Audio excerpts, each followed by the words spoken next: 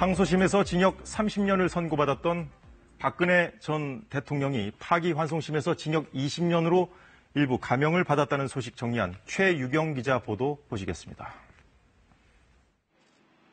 이른바 국정농단 사건과 국정원 특수활동비 수수 사건으로 법원의 4번째 판단을 받게 된 박근혜 전 대통령. 서울고법은 박 전 대통령의 파기환송심에서 징역 20년을 선고했습니다.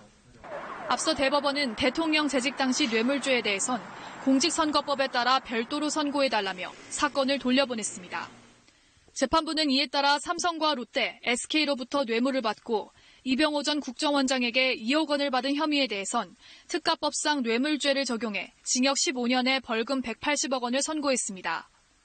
나머지 국정원 특활비를 챙긴 국고손실 혐의 등에 대해선 따로 징역 5년을 선고하고 35억 원 추징도 명령했습니다. 파기환송 전 항소심 재판부는 합쳐서 징역 30년을 선고했었는데 10년이 감형된 셈입니다. 형량이 줄어든 건 대기업과 문학의 블랙리스트 관련 강요죄가 대부분 무죄로 뒤집힌 결과입니다. 최서원 씨 국정농단 사건에서 대법원이 일부 강요 혐의에 대해 무죄 취지로 판단했던 점이 고려된 것으로 보입니다.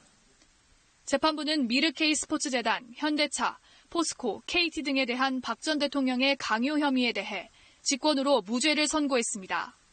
노태강 당시 문체부 체육국장 등에게 사직을 요구하고 영화와 도서 관련 지원을 배제한 강요 혐의도 무죄 판단이 내려졌습니다.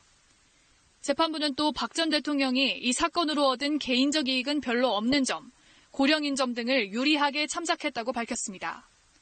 다만 박 전 대통령이 헌법상 책무를 다하지 못해 국민 전체가 분열과 갈등을 겪었고 그 후유증과 상처가 여전해 중형은 불가피하다고 지적했습니다.